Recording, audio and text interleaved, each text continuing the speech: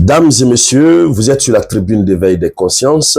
À la une de l'actualité internationale, le ton monte sévèrement entre les États-Unis d'Amérique et Volodymyr Zelensky. Ce n'est plus dans des jeux de cache-cache, mais c'est désormais ce que l'on appelle face-à-face. C'est face à face désormais. Oui. Zelensky, très révolté, n'a pas caché ses sentiments. Et depuis que les pourparlers de Riyad ont commencé, les pourparlers en Arabie Saoudite, depuis que cela a commencé, Volodymyr Zelensky saute de média en média pour, en quelque sorte, vilipender l'idée de Donald Trump. Il a sa manière, sa technique à lui de communiquer, qui ressort clairement que Donald Trump a une idée erronée de la résolution du conflit. Alors, voici un élément qui fait très mal aux États-Unis d'Amérique, ce qui a poussé le vice-président J.D. Vance, le vice-président des États-Unis d'Amérique, J.D. Vance, à sortir de son silence et à pilonner réellement Volodymyr Zelensky et l'Ukraine, lui aussi, sur les médias. Sans oublier que Donald Trump lui-même, il a fait une sortie, non, comme pas possible. Alors, dans le cadre de cette vidéoconférence, c'est bien sûr de ça que nous allons parler. Mais avant de continuer, je vous demande de partager la vidéoconférence au maximum. Mettez beaucoup de j'aime. Et tous ceux qui ne sont pas encore abonnés, veuillez vous abonner. Alors, selon l'information officielle, le vice-président américain J.D. Vance a accusé directement Zelensky de calomnier Donald Trump. Il dit que ce dernier calomnie Donald Trump. Nous sommes en diplomatie. Les mots pèsent et chaque acte pèse. Même les signes et les symboles ont leur rôle et leur place. Lorsque un vice-président des États-Unis d'Amérique, J.D. Vance, qui n'est pas n'importe qui, accuse Zelensky de calomnier, il utilise le mot calomnier Donald Trump, ça veut dire que le problème a atteint son épilogue, le problème a atteint son paroxysme, son seuil intolérable, impitoyable et impardonnable surtout. C'est pourquoi le vice-président sort de sa tanière, il sort de son silence, il l'accuse directement. Alors, il dit quoi en substance? Il dit que l'idée que Zelensky va faire changer d'avis au président en le diffamant dans les médias, quiconque connaît le président vous dira que c'est une façon brutale de s'engager avec cette administration. Oui. Donc, en termes clairs, le vice-président dit que si Zelensky pense qu'en passant dans les médias pour diffamer le président Donald Trump, c'est ce qui va, évidemment, permettre à Donald Trump de changer d'avis. Il dit pour tous ceux qui connaissent le président Donald Trump, c'est une manière brutale de s'engager avec l'administration américaine. C'est-à-dire que Zelensky est alors en train de déclencher une guerre à l'administration américaine. Parce que ce sont des choses que, évidemment, Donald Trump n'a jamais tolérées et ne serait pas du tout prêt à tolérer. Passer dans les médias, le calomnier, mal parler de lui pour qu'il puisse changer d'avis, c'est impossible. Alors, selon toujours l'information officielle, J.D. Vance fait cette déclaration en réponse aux remarques de Zelensky selon lesquelles Donald Trump serait dans un cercle de désinformation. Donc, vous voyez pour le moment, Zelensky n'attaque pas directement Donald Trump, mais il attaque son entourage. Et Zelensky dit que, c'est-à-dire comme si le président Donald Trump était dans un rêve, comme s'il n'était pas humain pour constater ce qui se passe, comme si, avant qu'il n'arrive au pouvoir, il n'avait pas suivi à la loupe tout ce qui s'est passé concernant l'Ukraine, puisque c'était médiatisé.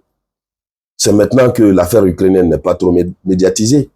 C'était médiatisé. Qu'on le voulait ou pas, on était obligé de suivre cette actualité, puisque les médias occidentaux en ont fait une priorité de communication.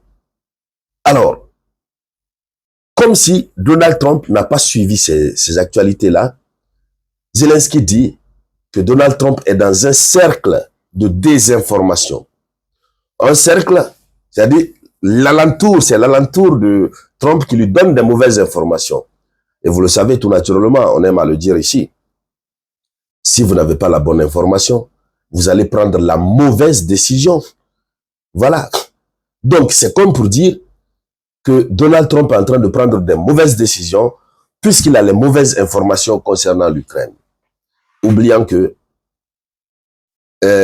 Donald Trump avait déjà préparé son idée. Il avait déjà une idée. Il avait déjà son opinion certaine sur l'Ukraine et la Russie. Et aujourd'hui, on est en train de voir. Donc, qu'est-ce qu'il faut dire, c'est que nous avons le conseiller à la sécurité nationale de Trump, Mick Waltz, qui a ajouté qu'il ne pensait pas que quiconque puisse critiquer le président américain pour avoir tenté de parvenir à une solution diplomatique. Oui, lui ne pensait pas que quiconque pouvait sortir pour critiquer le président américain parce que simplement le président américain a opté pour une solution diplomatique.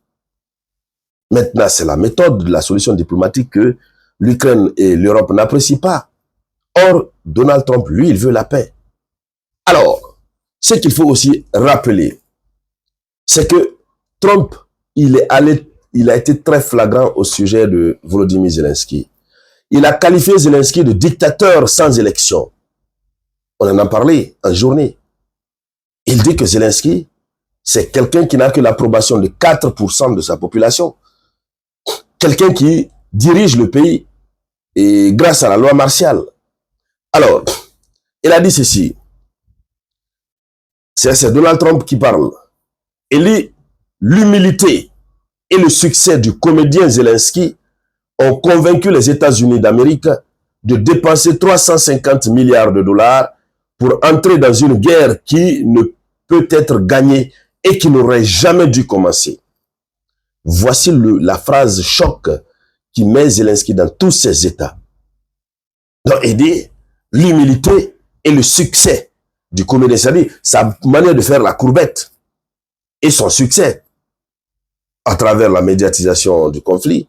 Donc, l'humilité et le succès du comédien Zelensky ont convaincu les États-Unis d'Amérique de dépenser 350 milliards de dollars pour entrer dans une guerre qui ne peut être gagnée et qui n'aurait jamais dû commencer. Alors, il a ajouté que Zelensky devrait agir au plus vite, sinon il n'aura plus de pays. Alors là, il a dit clairement, il dit c'est-à-dire, la Russie peut bombarder toutes les villes de l'Ukraine, mais la Russie ne le veut pas. Alors, il faut que Zelensky agisse au plus vite, sinon il n'aura plus de pays. D'abord, au demeurant auparavant, Trump lui-même avait dit que l'Ukraine peut devenir russe. Donc ça, c'est déjà écrit, c'est gardé. Alors, s'il dit encore aujourd'hui que si Zelensky n'agit pas vite, Zelensky n'aura plus de pays, ça se comprend aussi. Il a dit ceci en substance, je parle de Donald Trump. Il dit, j'aime l'Ukraine, mais Zelensky a fait un travail terrible. Son pays est dévasté et des millions de personnes sont mortes sans raison. Alors donc, voici ce que Trump est en train de dire. Tout cela démontre à suffisance que plus rien ne va entre les deux anciens alliés. Nous, Africains, nous allons continuer de suivre et tout ce qui va se passer, on va venir décortiquer, décrypter pour que les Africains comprennent ce qui est en train de se passer, pour leur faciliter leur opinion et les décisions qui vont s'en suivre. Alors, chères dames, chers messieurs, arrivé à ce niveau, il ne me reste qu'à vous dire merci à toutes et à tous. Je vous reviens tout à l'heure avec de nouvelles actualités. C'était la voix de votre unique samouraï.